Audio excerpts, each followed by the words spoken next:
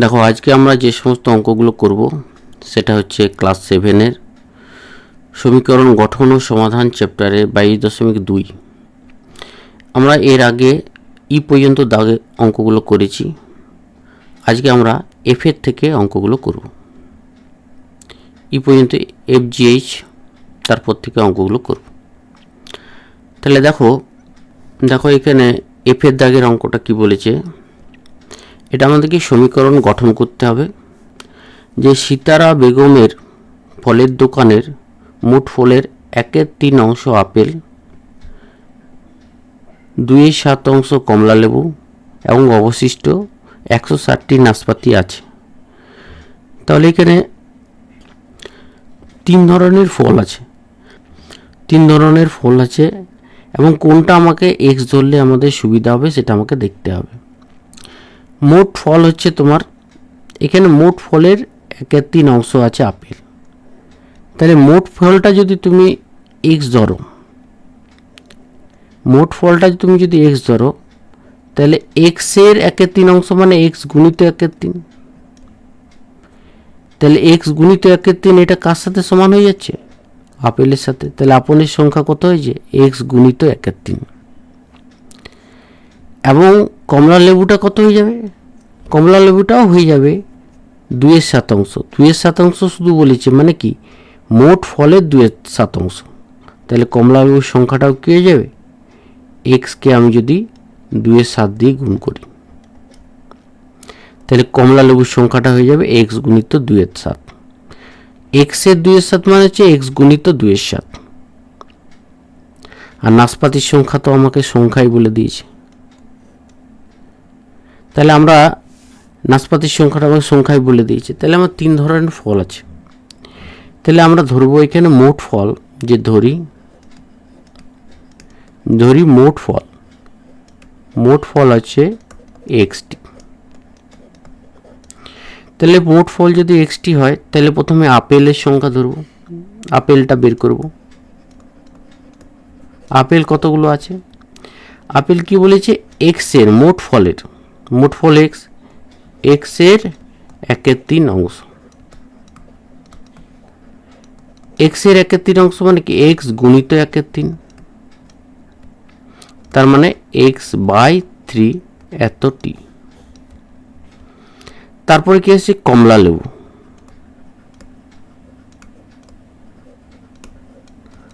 কমলা লেবু বলেছে এক্স এর কিন্তু 2/7 অংশ। শুধু 2/7 অংশ বলেছে মানে কি মোট ফলের 1/3 অংশ আপেল আর 2/3 অংশ কমলা লেবু, মানে মোট ফলেরই 2/3 অংশ, 2/7 অংশ কমলা লেবু। তাহলে এক্স এর 2/7 অংশ, এক্স এর 2/7 অংশ মানে কি এক্স গুণিত 2/7। তাহলে মানে এক্স 2 ইন্টু x/7। 2টা এক্স এর সাথে গুণ হয়ে গেল 2x/7। এবং নাশপাতি কটা আছে? নাশপাতিটা কিন্তু এক্স এর মাধ্যমে বের করা যাচ্ছে না, সেটা 160টা বলেই দিয়েছে। এবং তিন ধরনের এই আপেল, কমলা লেবু এবং নাশপাতি তিনটে মিলে তো এক্সট্রা। তাহলে আমরা বলতে পারি যে এক্স সমান এখানে মোট ফল কি? মোট ফল হচ্ছে তোমার আপেল, কমলা লেবু, তার সাথে কি নাশপাতি। এই তিনটে ফল মিলে তো মোট ফল। তা মোট ফল তো আমরা কত ধরেছি? এক্স ধরেছি। তাহলে মোট ফলের জায়গায় এক্স লিখব। তারপর লিখব সমান চিহ্ন, আমাদের যে সম্পর্কটা সমান চিহ্ন। মোট ফলটা হচ্ছে কার সাথে সমান? আপেল, কমলা লেবু ও নাশপাতির সাথে সমান, তাদের যোগফলের সাথে সমান। তাহলে আপেলটা কত হচ্ছে? x/3 প্লাস কমলা লেবুটা কত? 2x/7, নাশপাতিটা কত? 160। তাহলে আমরা দেখতে পেলাম যে এটা একটা সমীকরণ পেয়ে গেলাম। x সমান হচ্ছে x/3 প্লাস 2x/7 প্লাস 160। তাহলে এটাই হচ্ছে তোমার নির্ণেয় সমীকরণ। তাহলে অতএব ইহা ইহাই হলো নির্ণেয় সমীকরণ। এখানে কিন্তু এক ধরনেরই চলক কিন্তু আমরা ব্যবহার করব, সেটা হচ্ছে এক্স। আমি শুধু ওয়াইও ধরতে পারি, কোনো ক্ষেত্রে হয়তো শুধু ওয়াইও ধরতে পারি। দেখো পরে আমরা আর একটা অঙ্ক আছে সেটাতে যাব।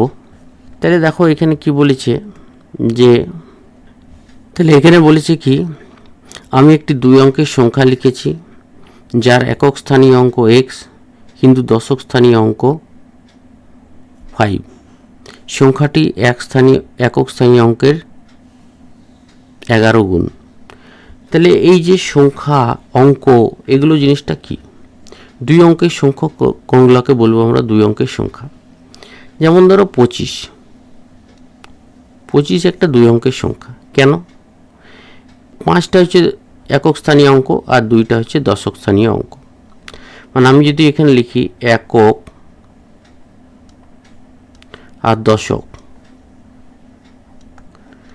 তাহলে এখানে লিখব 5 আর এখানে লিখব 2। 25টা কীভাবে লিখছি, দশকের জায়গাতে এখানে 2 আর এককের স্থানে হচ্ছে 5।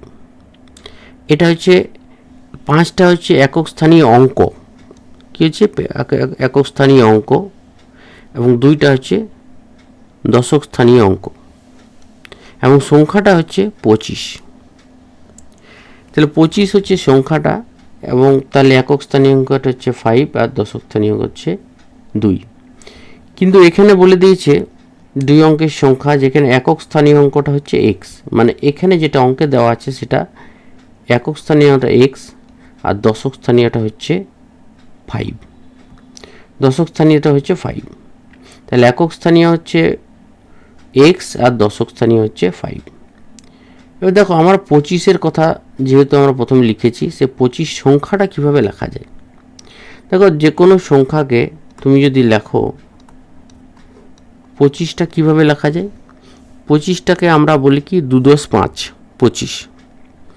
2 10 5 25, মানে 2কে যদি আমি 10 দিয়ে গুণ করি, তার সাথে যদি 5 যোগ করে দিই, তাহলে সেটা হয়ে যায় 25। দেখো 20 দুগুণে 10 দুগুণে 20, তার সাথে 5 যোগ করে দিলে কত হচ্ছে 25। তাহলে 25টাকে আমি যখন এইভাবে ভেঙে লিখছি, তখন সেটাকে বলছি আমরা সংখ্যা। তখন সেটাকে বলছি মানে অঙ্কের মাধ্যমে যখন লিখছি, অঙ্কগুলোর মাধ্যমে, অঙ্কগুলো কোনটা 2 এবং 5 হচ্ছে অঙ্ক, 5 হচ্ছে একক স্থানীয় অঙ্ক আর 2 হচ্ছে দশক স্থানীয় অঙ্ক। তাহলে এখানে 2 × 10 + 5 এইভাবে কিন্তু অঙ্কগুলোর মাধ্যমে আমরা সংখ্যাটাকে লিখতে পারছি। আর যেটা দেওয়া আছে সেই সংখ্যাটা যদি লিখতে হয় তখন কি লিখব, এখানে তো একক স্থানীয় অঙ্ক হচ্ছে এক্স, এখানে একক স্থানীয় অঙ্ক হচ্ছে এক্স এবং দশক স্থানীয় হচ্ছে 5। তাহলে এই ক্ষেত্রে সংখ্যাটা কী হবে, তাহলে 5 × 10 + x। তাহলে এই ক্ষেত্রে সংখ্যাটা কী হবে, 5 × 10 + x। তাহলে বোঝা যাচ্ছে এটা হচ্ছে কি, এই যে সংখ্যাটা দেওয়া আছে আমাদের বইয়ে, যার একক স্থানীয়টা এক্স, একক স্থানীয়টা কত বলেছে এক্স, অ্যান্ড দশক স্থানীয়টা কি বলেছে, দশক স্থানীয় অঙ্কটা হচ্ছে 5। তাহলে সংখ্যাটা আমরা কি পাচ্ছি, তাহলে সংখ্যাটা হচ্ছে কি, দেখো এখানে সংখ্যাটা কত হচ্ছে, এটা যদি তুমি করো তাহলে কি 50 + x, সংখ্যাটা কি পাওয়া যাচ্ছে 50 + x। তাহলে সংখ্যাটা হয়ে যাচ্ছে কিন্তু 50 + x, এই সংখ্যাটা হয়ে যাচ্ছে কিন্তু 50 + x। মানে যে 2 অঙ্কের সংখ্যা বলেছি, যেটা একক স্থানীয় অঙ্কটা হচ্ছে x, দশক স্থানীয় অঙ্কটা হচ্ছে 5। তাহলে এই সংখ্যাটি, এবার সম্পর্কটা আমরা দেখব, এই সংখ্যাটি কি বলছে, একক স্থানীয় অঙ্ক। তাহলে একক স্থানীয় অঙ্কটা কে, একক স্থানীয় অঙ্কটা কে আছে এক্স, একক স্থানীয় অঙ্কটা তো এক্স, একক স্থানীয় অঙ্কটা কে এক্স, তো অঙ্কের 11 গুণ। তাহলে এই একক স্থানীয় অঙ্কটা হচ্ছে এক্স, একে যদি তুমি 11 দিয়ে গুণ করো, 11 গুণ মানে কি, গুণিত 11, 11 গুণ মানে হচ্ছে 11 গুণ, মানে এই সংখ্যাটাকে এক্সটাকে তুমি যদি 11 দিয়ে গুণ করো, তাহলে কিন্তু সংখ্যাটি পাওয়া যাবে, মানে এক্স 50 প্লাস এক্স সমান 11 গুণিত এক্স বা এক্স গুণিত 11। এটা হচ্ছে তোমার সমীকরণটা। তাহলে আমরা সমীকরণটা কী করে পাচ্ছি সেটা আমরা লিখব। তাহলে প্রথমে আমরা কোনটা ধরছি, ধরার কিছু নেই, এটাতে বলেই দেওয়া আছে যে একক স্থানীয়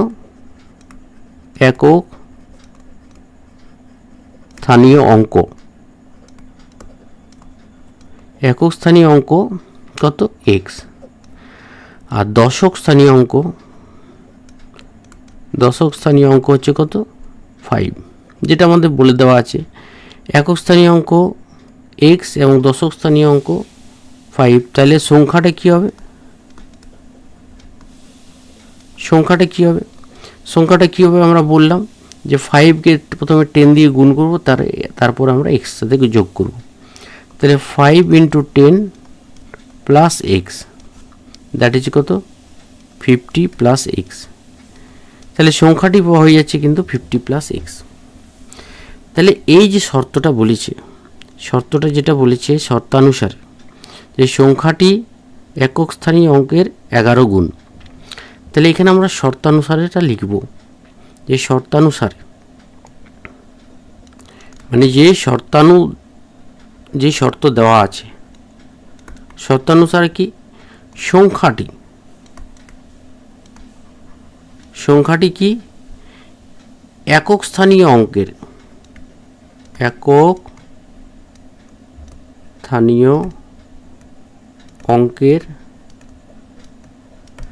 11 গুণ। তাহলে সংখ্যাটি কার সাথে সমান হয়ে যাচ্ছে, একক স্থানীয় অঙ্কের 11 গুণের সাথে সমান। তাহলে সংখ্যাটি কত পেয়েছি 50 প্লাস এক্স, এক সমান একক স্থানীয় অঙ্কটা কত এক্স, তাকে কত 2 গুণ করছে 11 2 গুণ করছে, তবে পাওয়া যাচ্ছে 11 গুণ মানে হচ্ছে 11 2 গুণ। তাহলে আমার যে সমীকরণটা হচ্ছে কি, তাহলে এটা সমান কত 11 এক্স। তাহলে 50 প্লাস এক্স সমান হচ্ছে 11 এক্স। তাহলে এটাই হচ্ছে তোমার সমীকরণ। তাহলে আমি বলতে পারি যে ইহাই হলো সমীকরণ। তাহলে আমরা সমীকরণটা কিভাবে তৈরি করলাম আশা করি বুঝতে পেরেছ। এরপর আমরা নেক্সট অঙ্কতে যাব। দেখো পরের অঙ্কটা যেটা আছে সেটা হচ্ছে দীপ্তার্ক একটি 3 অঙ্কের সংখ্যা লিখেছে, যার শতক স্থানীয় অঙ্ক y এবং দশক স্থানীয় অঙ্ক 7 এবং একক স্থানীয় অঙ্ক 0। সংখ্যাটি শতক স্থানীয় অঙ্কের 114 গুণ। তাহলে আমাদেরকে আগের অঙ্কটা ছিল 2 অঙ্কের সংখ্যা, এখানে কিন্তু 3 অঙ্কের সংখ্যা। তাহলে এইভাবে লিখতে হবে যে এটা হচ্ছে তোমার একক, তারপরটা হচ্ছে দশক, তারপর হচ্ছে শতক। 3টে দেওয়া আছে। 3টে কী কী দেওয়া আছে, তাহলে দেখো শতক স্থানীয় অঙ্ক কত দেওয়া আছে y, তাহলে শতকের জায়গায় লিখব y। দশক স্থানীয় অঙ্ক কত বলে দেওয়া আছে 7, তাহলে দশকের জায়গাতে লিখব 7, এবং একক স্থানীয় অঙ্ক বলে দিয়েছে 0, তাহলে এখানে আমরা 0 লিখব। তাহলে আমরা সংখ্যাটা কি পাবো, দেখো সংখ্যাটা কী হবে, এটা আমরা যদি ধরি যে 325 আমরা একটা সংখ্যা ধরলাম। তাহলে সেটার সংখ্যাটা যখন আমরা লিখব, এই 3 অঙ্কের সংখ্যা হচ্ছে 325-এর একক স্থানীয় অঙ্ক হচ্ছে 5, দশক স্থানীয় হচ্ছে 2 এবং শতক স্থানীয় অঙ্ক হচ্ছে 3। তাহলে এখানে সংখ্যাটা যদি আমরা যখন সংখ্যাটা আমরা লিখব তখন কি লিখব, এটা যেহেতু 3টা হচ্ছে শতক, তাহলে 3কে প্রথমে আমি 100 দিয়ে গুণ করব, তার সাথে 2কে যদি আমি 10 দিয়ে গুণ করি, তারপরে সেটা 5-এর সাথে যদি যোগ করি, আমরা যেমন সে স্থানীয় মানে বিস্তার করতাম, যে কোনো সংখ্যাকে স্থানীয় মানে বিস্তার করা, স্থানীয় মানে বিস্তার করে 325কে স্থানীয় মানে বিস্তার করে 3 × 100 প্লাস 2 × 10 প্লাস 5, ঠিক সেই মতো। তাহলে এখানে আমাদের যেটা দেওয়া আছে এইটার সংখ্যাটা কী হবে, এটার সংখ্যাটা কী হবে? তাহলে একই রকমভাবে 3 ইন্টু 100 মানে ওয়াই ইন্টু 100, তার সাথে কত 7 ইন্টু 10 প্লাস 0, 7 ইন্টু, তবে শেষের অঙ্কটা কি আছে 0, তাহলে সংখ্যাটা হচ্ছে এইটা। তাহলে এইভাবে আমরা লিখছি। তাহলে প্রথমে আমাদের এখানে ধরা কিচ্ছু নেই, যেহেতু বলে দেওয়া আছে শতক স্থানীয় অঙ্ক, আমরা সেটা লিখব যে শতক স্থানীয় অঙ্ক, শতক স্থানীয় অঙ্ক হচ্ছে ওয়াই, তারপরে হচ্ছে দশক স্থানীয় অঙ্ক, সেটা হচ্ছে তোমার 7, এবং একক স্থানীয় অঙ্ক হচ্ছে 0। এই তিনটে লেখার পরে আমাদেরকে ধরতে হবে সংখ্যাটি লিখতে হবে। তাহলে 3 অঙ্কের সংখ্যাটি কেমনভাবে লিখব? সংখ্যাটি যেটা লিখব সেটা হচ্ছে এইভাবে 10 into 100 into Y plus 7 into 10 plus 0। তাহলে কি লিখব? Y into 100 plus 7 into 10 plus 0। তাহলে এটা কত হচ্ছে 100 ওয়াই প্লাস 70। তাহলে সংখ্যাটি পাওয়া গেল, সেটা হচ্ছে 100 ওয়াই প্লাস 70। এরপরে যেটা বলেছে তোমাদেরকে যে সংখ্যাটি, তাহলে সংখ্যাটি আমরা কত পেলাম? এখানে দেখো এই সংখ্যাটি আমরা লিখে দিতে পারি। সংখ্যাটি কত পাওয়া গেল? 100 ওয়াই প্লাস 70। সেটা হচ্ছে শতক স্থানীয় অঙ্ক। শতক স্থানীয় অঙ্ক কে? শতক স্থানীয় হচ্ছে ওয়াই। এই শতক স্থানীয় অঙ্কের 114 গুণ, মানে কি গুণিত 114। তাহলে 114 ওয়াইকে যদি 114 দিয়ে গুণ করা হয় তাহলে কিন্তু সংখ্যাটা পাওয়া যাবে। সেটা কি? এই সংখ্যাটি যেটা আমরা বের করলাম 100 ওয়াই প্লাস 70। তাহলে আমরা এখানে বের করছি যে শর্তানুসারে লিখছি, যে শর্তানুসারে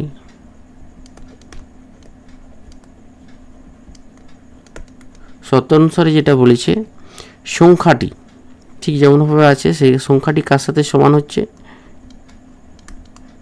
এই সংখ্যাটি কার সাথে সমান হচ্ছে? শতক স্থানীয় অঙ্কের। শতক স্থানীয় অঙ্কের 114 গুণ। তাহলে এই যে শর্তটা, এই শর্ততে কিন্তু আমরা বসিয়ে দেব, সংখ্যার মানটা বসিয়ে দেবো এবং শতক স্থানীয় অঙ্কটা বসিয়ে দেবো এবং তাকে 114 দিয়ে গুণ করে দেবে। এত গুণ বলেছে মানে কি 114। তাহলে সংখ্যাটি কত হচ্ছে? 100 ওয়াই প্লাস 70। সেটা কার সাথে সমান? ওয়াইকে কত দিয়ে গুণ করছে? 114 দিয়ে গুণ করছে। ও শতক স্থানীয় অঙ্কের 114 মানে ওয়াই গুণিত 114। তাহলে এটা কত হচ্ছে? 114 ওয়াই।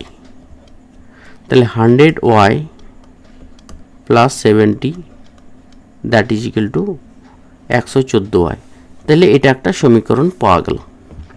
সমীকরণ থাকতে গেলে আমাকে অবশ্যই কিন্তু সমান চিহ্ন থাকতে হবে। তাহলে এখানে দেখতে পাচ্ছি একটা ভেরিয়েবল আছে, সমান চিহ্ন আছে এবং ধ্রুবক আছে। তাহলে ইহাই হলো নির্ণেয় সমীকরণ। তাহলে ইহা হলো সমীকরণ। তাহলে আশা করি বোঝা গেছে।